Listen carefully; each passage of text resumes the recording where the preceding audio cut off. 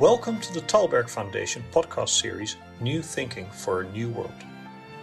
Host Alan Stogo welcomes leaders from around the world to explore the issues that are challenging and changing their societies.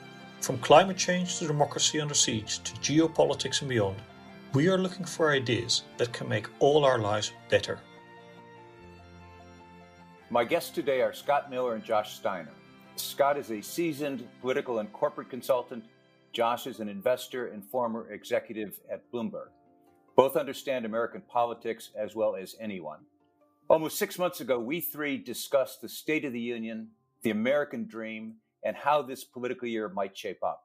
You both were basically optimistic that the country would cope, even perhaps cope well, with the stresses of COVID, recession, and deeply partisan politics. So let's start there with the 60,000-foot take of where are we? We have Joe Biden apparently won the election. How is the country doing? Scott? Well, Alan, I'm very optimistic still, and I think it was a very hopeful election. First of all, the participation at 66% or so is astounding and great. Turned out a lot by the president and on both sides, his own voters and voters against him in almost equal measure, slightly larger number obviously against him. But more than that, I think they turned out with real intention and real purpose and went to the polls the way Americans sort of traditionally have. I think if a generation ago, people would have looked at this election and instead of saying this is the most polarized election in our history, they would have said it was a very close race. Still, I'm very optimistic and really heartened by the election. As you know, I'm a Trump supporter. I supported him in 2016, voted for him in 2020, but I had a raging case of Trump fatigue myself. And so it was not a great, I was not that sorry to see the outcome. And I think the country needed it. I think it simply needed, someone asked me to talk on the other day on the Trump effect. And I said, well, the Trump effect is still going on because I think Joe Biden is part of the Trump effect. I think if you have, a fever and the shakes and St. Vitus dance for 4 years, you kind of need that slow down, drink lots of water, rest up. And I think that's what Joe represents. I think the participation was great, 66% of American voters. That was terrific. I think the turnout was great. And I think the American people do what they do so well, which is they're fairly sophisticated about voting, I believe. And I've never seen them make a mistake given the choices allowed and they presented to them and the information they got. But in this election, I think they intended to return a Republican Senate as a kind of shock collar to make sure that Joe doesn't pull too far to the left. I think they refuted group labeling in Texas and Florida, and I'm glad of that. I think they somewhat refuted woke politics and injected some new blood and interesting new blood into the Republican House. And I wasn't sorry to see Nancy Pelosi get, just refuted a bit. And finally, I think I'm going to do this analysis later with my company, but I believe that they ignored political advertising fairly well, which is another great thing to say about the American public. Josh, it's entirely possible that Scott is right, that this is all good news. It's also possible that this was an angry election with a lot of very frustrated, depressed, distressed voters desperately trying to hold on to their vision of the country and ending up proving that the country is split down the middle, that it isn't ready for reconciliation. It's ready for my way or the highway, whether you're coming from the right or coming from the left. What do you think? Well, I share Scott's optimism about certain things. And there was one thing he said, which I found deeply distressing, pessimistic, which is the fact that he voted for the president again. I thought when we had our conversation 3 months ago, he was very cognizant of the damage this president had done to this country. I think he was cognizant of how inept this administration had been about a pandemic that's killed 230,000 plus people. I think he's seen how the president has damaged the institutions that have served this country so well. And so it comes as a shock and as somewhat of a surprise. Makes me slightly less optimistic that he chose to vote for him again in 2020. It was one thing to vote for the president in 2016, when one could imagine that the office would reform the man. It turns out that the man was more focused on destroying the office, and we've had evidence of that for 4 years. So that was a surprise and somewhat distressing to hear. As it relates to the country, the broader issue, I do share some of Scott's optimism about the participation. I think that's very healthy and a very good thing. I think that this election demonstrated one other facet of our society and our culture, which is the civil service did a spectacular job. You know, we can complain about the fact that it took a couple of days to get the official results, but the sheer volume of mail-in ballots relative to any other election cycle was astonishing. And yet in battleground states, with incredible scrutiny, with relatively few months to prepare, our civil service performed really, really well. And that's an admirable quality and something that should give us some reassurance, despite the president's best efforts to undermine the institutions of the government. Well, Josh, hang on. I have to defend myself just a little, because when I made my vote, I was being deceived by the Democratic pollsters into believing that Joe Biden had an insurmountable double-digit lead. This was about 2 weeks before the actual election, and at the time, I thought it was a protest vote, but it didn't turn out that way. Well, I hear you, and I'm not, it's easy for me to be critical of someone else's choices, and I think you're now, unfortunately, echoing what the president said, which is the fact that the polling numbers influence people's votes, and I guess they did in your case. I happen to think that the most appropriate protest vote would be to protest the president's actions of the last 4 years. And so that's what I was commenting on. But separating, if I can jump in here, separating Scott's vote, fact is that 70 million-ish, plus or minus, people voted with Scott that didn't accept the view of the president that you described. 74, 75, some number like that did. But there quite clearly are a lot of people in this country. This was not an election where McGovern gets one state. It's an election that's split pretty well down the middle. That's absolutely right. And I think we have to be respectful of their choices. And you hear from me very clearly that I'm not assigning motive to why they chose to vote for President Trump. I don't think it's fair to characterize all those votes in the same manner. People make choices based on very different sets of criteria, and the ones that are most important to me may not be the ones that are most important to them. I think my focus on it, and it's something which I know Scott and I share, is that the form of government matters, and these institutions that we built up over many years matter. And it's quite conceivable I prioritize those more highly than other people do. And there's certain aspects of the president's policies which I understand appeal to people in ways that they don't necessarily appeal to me, or that I prioritize those much less highly than other people do. So my comment was not about whether people made informed choices. My comment was not about the motivations that drove them to make those choices, because I think people do prioritize different things. I happen to think that this vote was extraordinarily important in terms of reestablishing the norms that have been the traditions of the office of the presidency for many, many decades.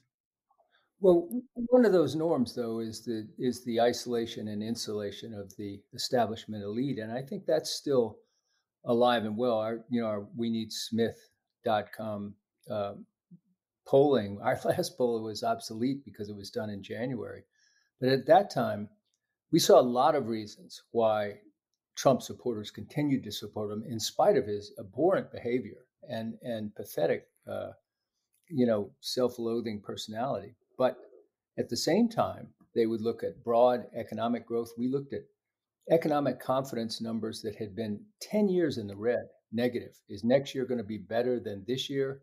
For 10 years, it was lagging by 15, 20 points. Will your kids do better than you've done? For 10 years, that was 15, 20 points in the negative. And in January, both were up by 15. He swung it by 30 points with this strong economic growth, and it was broad and strong. Some people voted for energy independence and said this is something we've always talked about and never thought we'd achieve. Some people felt that, that the Middle East moves that he has made, partly to take the Palestinian issue off the table for a moment and begin to build coalitions towards peace. So I think there were, support for the military. There were all sorts of issues that helped various groups. I agree with you, Josh, that it's not, you can't just paint all Trump supporters in one way, or even Biden supporters either. But it was a tough race. I must say, if you look at the turnout and the vote over time, from the time the campaign began, Joe began this campaign as he has begun every campaign in his political life, which is with the highest numbers at the very beginning of the campaign when he announces. He began to slowly a glide path down toward a 50-50, where I do believe he was up by 15 points, by 10 points, by 8 points, and going down. But I think there was, this wasn't an ebullient Democratic electorate. Totally, this was not Barack Obama. It's Joe Biden. I mean, so I think there was some lack of enthusiasm there too. So the question is the consequence. We will somehow get from here to there, that is to say, the inauguration. The lawyers will make a bit of money in the process, and I'm sure we'll see some protests hither and yon. But I'm also sure that President Biden will take office. What are the consequences, do you think, of the nature of the campaign, the nature of President Trump, the nature of the real sharp debate, the extremes that have been so evident in recent weeks? Well, I think the vice president and the president-elect did a nice job the other night when he began to talk about how the nation needs to heal. And I think he is, by temperament and by history, someone who cares deeply about both the nation and the institutions of government. He has spent his entire career working in furtherance of those institutions. And I think he believes that they can be a powerful source of good. So his job now over the transition, and he's starting obviously with the most serious problem that we face in the form of addressing the pandemic, is to help the American people change their perception of what the federal government can do relative to the past 8 months. With good reason, I think Americans doubt whether in fact the government can play an effective job in addressing on a national level this serious pandemic. The response out of Washington has been so episodic and so irrational by this administration that people have reason to doubt it. So the fact that he's taking that on first, I think, will be important to reestablishing a sense of trust that the government actually can help and can serve, as it has throughout most national crises in the past. That's on his side. And then on the side of the president, President Trump has to decide. One of the greatest traditions in our country is that transfer of power, that image of the two presidents on the balcony of the Capitol as they go out and recognize that the peaceful transfer of power is the hallmark of our democracy. I'm quite sure the president-elect is going to be there. I'm quite sure the president-elect is going to talk about healing. But in this particular institution, this particular transition, it takes two to tango. And I think the Republicans have to decide whether they're more fearful of President Trump or they're more fearful of undermining one of the greatest traditions in our country. And to date, at least, unfortunately, a number of them have chosen to back President Trump as opposed to care deeply about this institution. Scott, do you think President Trump is going to show up for the inauguration of Joe Biden? Yeah, I do. But I only think so because he's going to be caring a lot about preserving his brand and going forward. I think he'll come to that determination. I think the support you're hearing from other Republicans, which is pretty thin right now, is simply saying we need to, really on behalf of those 70 million people who cast their votes for Trump, to say, know that there was no, undue corruption or defrauding of the voting. And I think that'll be discovered rather quickly. Everyone that I've heard from says, you're going to turn up 20 votes here and 100 votes there, and it's going to be nothing. But going through the process, I think that's what those Republicans are talking about, and I think he's going to find himself very, very alone in the bunker, as this happened toward the end. And I think he's not an idiot, and I think he'll know that to preserve his brand, he needs to show grace and civility. And I honestly, Josh, I think he will. And I agree with you very strongly. I think the American people are completely exhausted on both sides, and I think I do see less division than many people do. I think of an analogy of kids in their bedroom upstairs listening to their parents fight it out in the kitchen, and then they're throwing things and expletives and breaking things, and the kids pull the covers up, but then they want to go out the window. And I think that's the way our exhausted majority of Americans are right now. I think they really need a rest.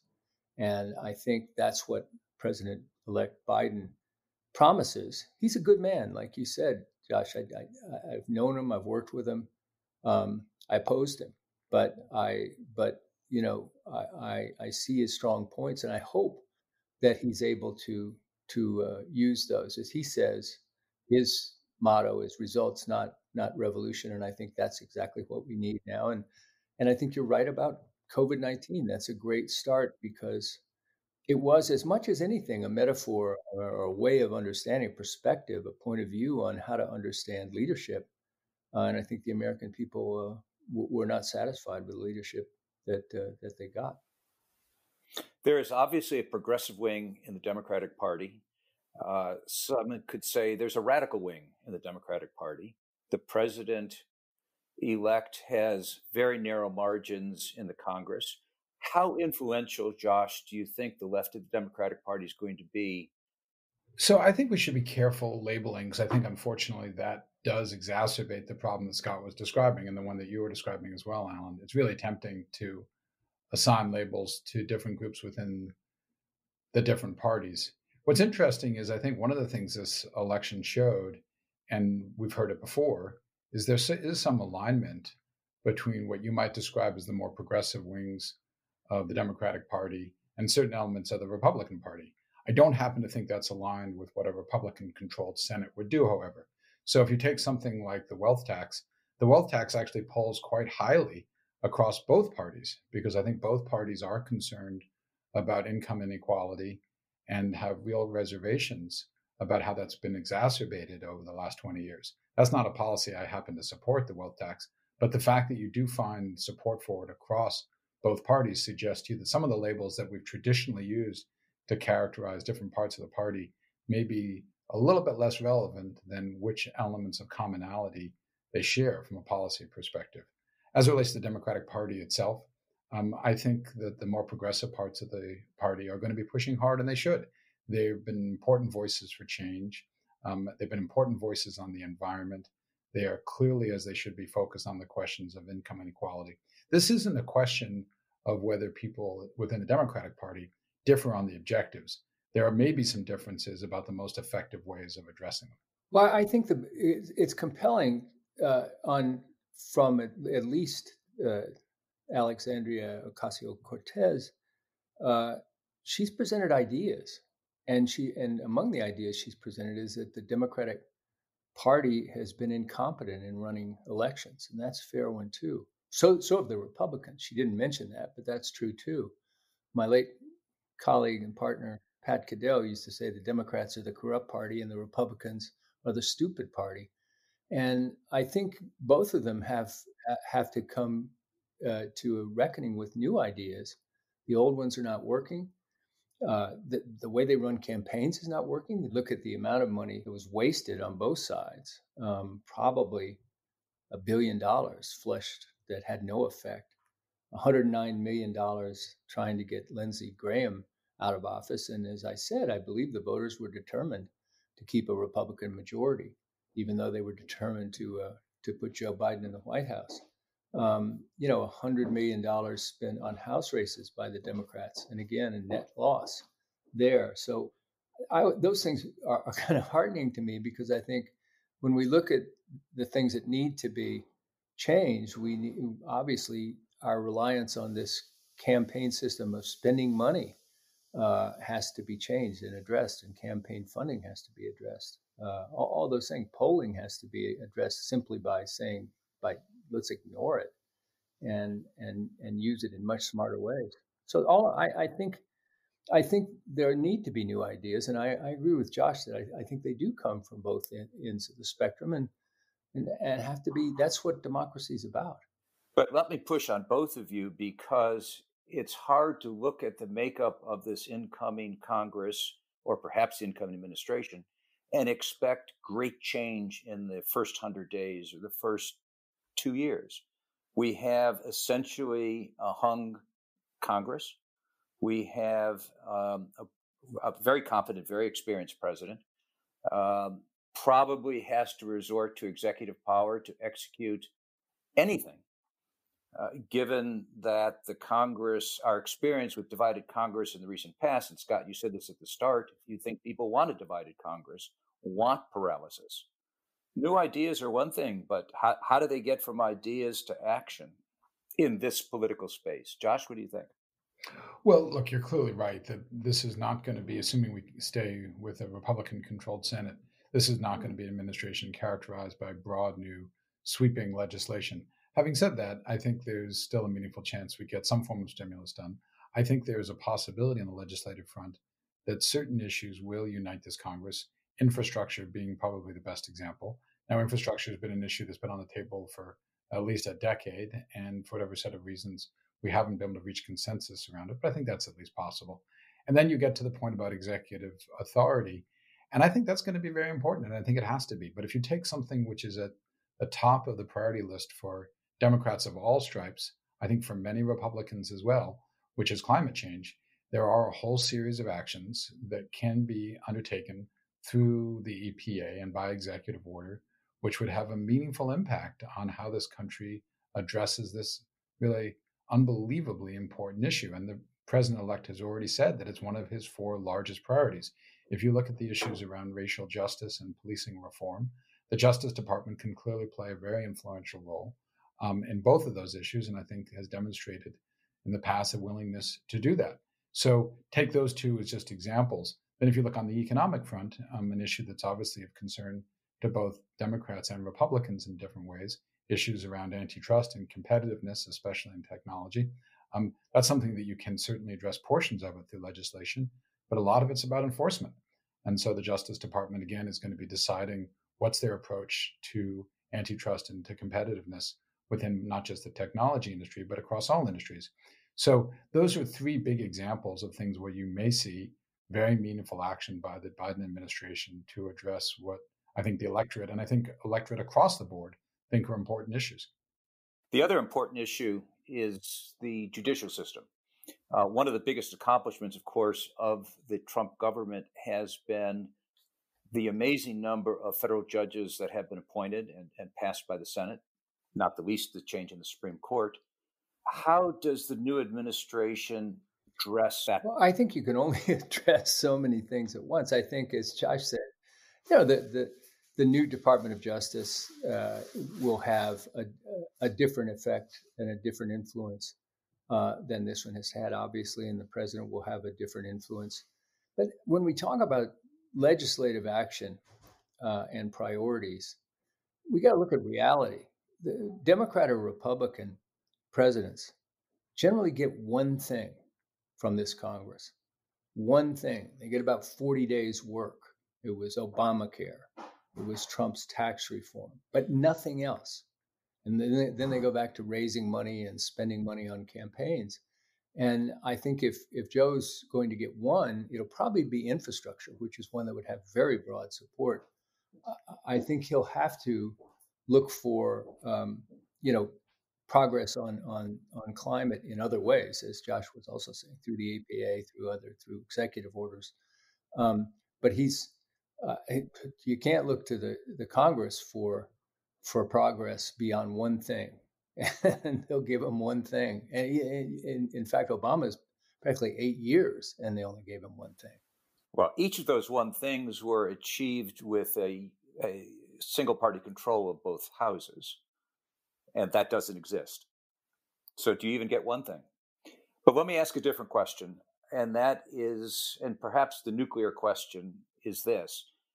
One can imagine, and one has heard all sorts of rumors about potential criminal and civil cases to be brought against President Trump. Obviously, some of those have been percolating along in New York and elsewhere for some time. Is there a circumstance where President Biden may have to think about whether or not he pardons President Trump? I'll let the Trump supporter answer that question, Scott. I would say you would know better than me, Josh, because I don't know what the plans are. It would be a colossal mistake. But I don't mind colossal mistakes from either party because I don't like either party. So that's my opinion. I don't know how much energy and credible force there is to it. Well, what do you think, Josh? Look, I think one of the mistakes that this administration made was confusing politics and our judicial process. And I think one of the most important things that all of us can do is to help reestablish the independence, the legitimacy of the law enforcement community and the judicial process. So my answer to your question, Alan, is that uninformed people like me should make it a habit of not commenting on judicial matters and law enforcement investigations. And we should let the people who have the expertise and the knowledge to pursue those cases, pursue them. And as the saying goes, take them where the facts lead them. And they should do that. And then ultimately, we're going to know a lot more once that takes place. But I think we really should try to separate politics from the law and let the law and law enforcement resume its rightful role within our process and be left alone. So you would have advised President Ford not to pardon President Nixon? That wasn't the question that you asked me. You asked the question that I would have said at the time, obviously, was I wouldn't have fired Archibald Cox. That's the point. And I think the mistake that this president made and continues to make in trying to have the Justice Department act as a vehicle for his own political whims and aspirations. That's a terrible mistake. And that's the same mistake that President Nixon made when he tried to interfere with the Saturday Night Massacre. So my view is we should continue what has been a long tradition, infrequently but unfortunately broken by a few presidents, of trying to exert presidential control on those kinds of serious law enforcement matters and let them run their course. And once they've run their course, we'll know more. And then it's a whole separate decision about what's the right thing to do for the national good and how to heal our country. And I'm quite sure that, President Biden would have no interest in give no personal encouragement to that kind of chasing the president if it comes from the Congress or comes from the from his administration, because I just think for the same reasons Donald Trump didn't lock up Hillary Clinton. I mean, it was that thing died the day the election was over, and I hope this does too. But if there's I agree with Josh. If there's serious issues that I don't know about, great. Let the experts take care of it. If it looks like a political witch hunt, which a lot of the past 4 years' actions seemed like, then no, that would be too bad, and it would reflect really badly on Joe, and I don't want that. What is the future of Trumpism? And is this something that will have passed as soon as we get over all of the emotions of the moment? Well, my point of view is that Trump was necessary only because there was, change was necessary, fairly radical change. And a huge number of the American people, a huge percentage of the American people needed to believe that somebody was taking on the elite establishment. By the way, I'm not sure he did. He certainly bothered them, but I don't think he really made a great deal of progress. So I think Trumpism will fade, but I think that some of it, nationalism, some of the nationalistic policies that he had, populism, some of those issues will go forward. Look, this is this past President Trump, if we're going to speak of him in the past tense. He's the first anti-war president in my lifetime. So there are going to be people who really do support some of his issues: energy independence, broad economic growth. Some of what he's done in the Mideast and against China. Those things will have support. So if you want to call that Trumpism, I think the fact that they're labeled Trumpism will fade, but I think that some of the policies will continue.